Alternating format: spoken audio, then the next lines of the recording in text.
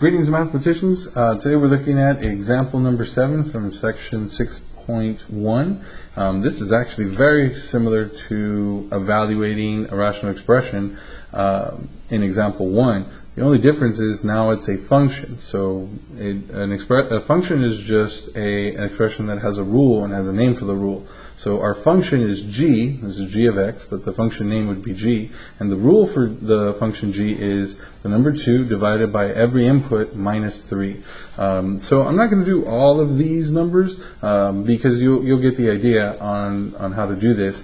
But I am going to focus on the integers, so 0, 1, 2, 3. And that's actually, those are the only 4 numbers I'm going to focus on.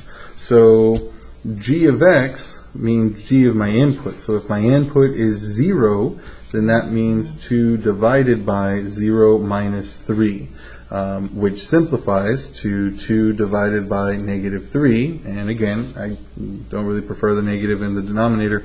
You can leave it in the numerator or outside the fraction. That's fine. So basically, g of 0 is equal to negative 2/3. That would be for the first one here. So when my x or input is 0, my output y would be a negative 2/3. So let's do that with g of 1. So g of 1 is equal to 2 divided by 1 minus 3. So there we have 2 divided by negative 2. So that simplifies to negative 1. So g of 1 is equal to negative 1.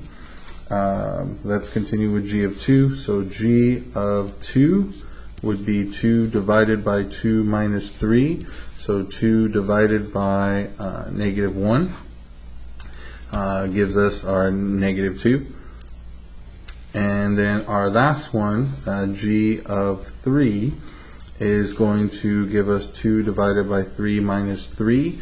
And that's 2 divided by 0, and any number divided by 0 is always undefined, or the answer is undefined. Let's actually go ahead and do g of 4 just to give a positive number there. So g of 4 is equal to, oh, and I forgot to put over here, g of 3 is undefined. So g of 4 is going to be 2 divided by 4 minus 3. So that's 2 divided by 1, so that's 2, and this will be our last example that we do. G of 4 is equal to 2. All right, and that's how you evaluate a rational function.